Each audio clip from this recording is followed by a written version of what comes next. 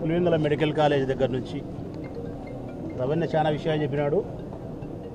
నేను ఒక 2-3 విషయాలు మాత్రమే ప్రజలకు సూటిగా అర్థమయ్యేదని చెప్పదలుచుకున్నాను.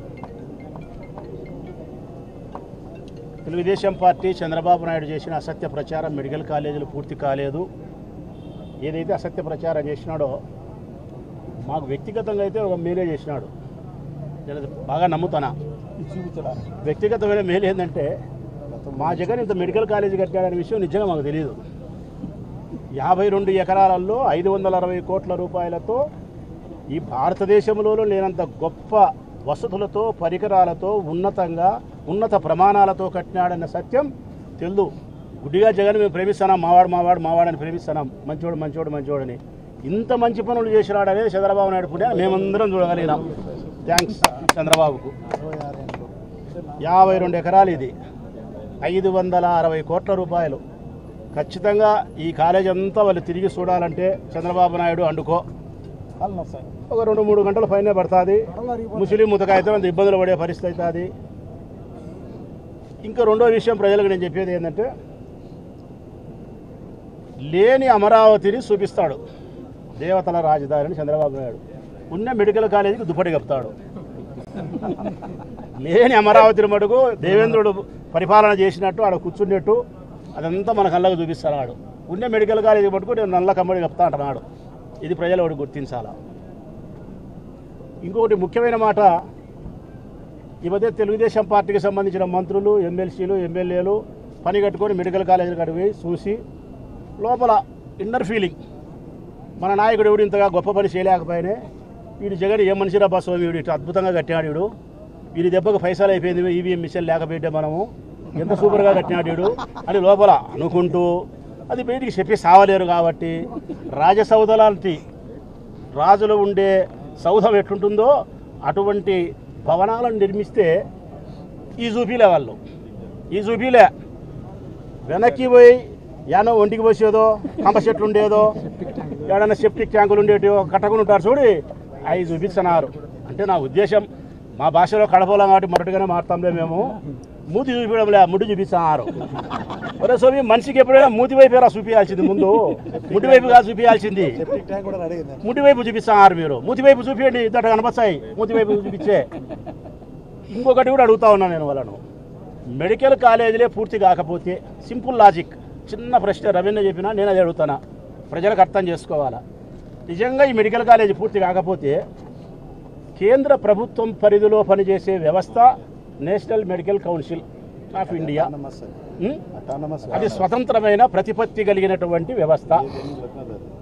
ఆ వ్యవస్థ వచ్చి చూసి ఈ కాలేజీ పూర్తి అయిందా, పూర్తి కాలేదా, ఇందులో వసతులు ఏంది, పరికరాలు ఏంది, ఫ్యాకల్టీ ఏంది, మరొకటి ఏంది అన్నీ చూసి ఇక్కడ ఆసుపత్రి జరపడానికి, కాలేజీ జరపడానికి కావలసినటువంటి వసతులు సంపూర్ణంగా ఉన్నాయా లేవా అని చూసి వీడు ఉండబడిన విధానాన్ని బట్టి నీకు 20 సీట్లు ఇవ్వాలా, 10 సీట్లు ఇవ్వాలా, 50 సీట్లు ఇవ్వాలా, సీట్లు ఇవ్వకూడదు అనేది వాడు నిర్ణయిస్తాడు.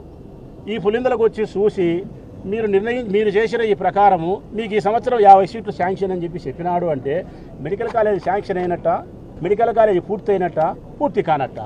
మెడికల్ కాలేజీ పూర్తి కాకపోతే ఈ ఊరికి ఈ కాలేజీకి 50 సీట్లు ఎందుకు ఇస్తాడబ్బా చంద్రబాబు నాయుడు, ఎందుకు ఇస్తాడు? ఇది ప్రజలు సింపుల్ లాజిక్, ఊరికే గుడ్డిగా ఆలోచించినా మీకు అర్థమవుతుంది. ఇంకా దీన్ని ప్రైవేట్ పరం చేయడం, ఎందుకు ప్రైవేట్ పరం చేయాలా? 2 లాభాలు. ఒకటి, ఈ మెడికల్ కాలేజీలన్నీ 17 మెడికల్ కాలేజీ రాష్ట్ర వ్యాప్తంగా అన్నీ ప్రారంభమై 5,000 మంది విద్యార్థులతో పుష్కలంగా చాలా బాగా పేద విద్యార్థులు చదువుకుంటూ ఉంటే జగన్మోహన్ రెడ్డికి అద్భుతమైన పేరు వస్తుంది. కాబట్టి అసూయాగ్రస్తులైనటువంటి చంద్రబాబు నాయుడు కుమారుడు పవన్ కళ్యాణ్ వీళ్ళు కలిసి ఈ కాలేజీలు రన్ను కాకూడదు. పేద విద్యార్థులు మట్టి కొట్టుకొని పోయినా పర్వాలే, వాళ్ళు హోటళ్ళలో సర్వర్లుగా పనిచేసినా పర్వాలే, లేకుంటే అమాలీలుగా పనిచేసినా పర్వాలే, ఆటో డ్రైవర్లుగా పనిచేసినా పర్వాలే, వ్యవసాయ కూలీలుగా పనిచేసినా పర్వాలే, వాళ్ళు డాక్టర్లు కాకూడదు, వాళ్ళు పెద్దోళ్ళు కాకూడదు, మన పిల్లలు మాత్రమే బాగుండాలా. ఈ ఒక్క ఉద్దేశంతో అసూయాగ్రస్తులైనటువంటి వాళ్ళు ఈ కాలేజీలు జరపకూడదనే ఒకే ఒకటి సజ్జ అభిప్రాయంతో వీటిని ప్రైవేటు పరం చేయాలి. ప్రైవేటు పరం చేస్తే 2 లాభం, వాళ్ళకు సంబంధించిన అనునీయులకు టెండర్లని మరొకటని అబద్ధాలు చెప్పి చేసి కావాల్సిన మనుషులకు ఇచ్చుకొని 100,000 కోట్లను సంపాదించుకునేదానికి చక్కటి రాజమార్గం.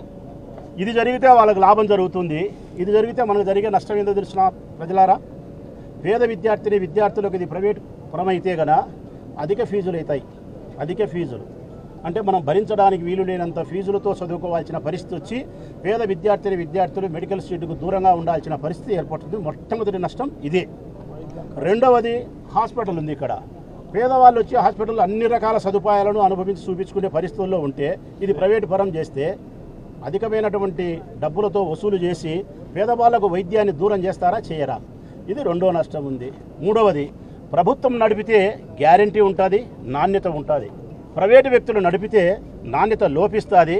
నాణ్యత లోపించినటువంటి వైద్యము, నాణ్యత లోపించినటువంటి చదువే ఇక్కడ లభ్యమవుతుంది. ఇక నాలుగవది ప్రైవేటు పరం మీరు చేసి ఇవన్నీ కూడా ప్రైవేటు పరం చేస్తే కన్నా అనేక రకాలుగా వైద్యానికి విద్యకు పేదవాళ్ళు ప్రజలు దూరమైతూ ప్రైవేటు వ్యక్తులైన మీరు డబ్బులు సంపాదించుకొని సావుకారులు అయ్యే పరిస్థితి ఉంటుంది తప్ప మరొకటి ఉండదు. మరి ఇన్ని నష్టాలు పెట్టుకొని ప్రజలకు ఇన్ని ఇబ్బందులు పెట్టుకొని దీన్ని ప్రైవేటు పరం చేసి మీ సొంత మనసులు లాభపరుచుకొని విద్యార్థులకు చదువును దూరం చేస్తే మీకు వచ్చిన ప్రయోజనం ఏంది అని చెప్పి ప్రజలు అడుగుతూ ఉంటే కూడా మీకు సిగ్గు లేదు, శరం లేదు. మీరు మారరు. మీరు మారతారని చెప్పి రాష్ట్ర వ్యాప్తంగా వైఎస్ఆర్ కాంగ్రెస్ పార్టీ శ్రేణులందరూ పాపం ఒడిగట్టుకొని తిరిగి ప్రచారం చేస్తున్నారు. చూడు, మా వాళ్ళు అమాయకులు, ఖచ్చితంగా అమాయకులు.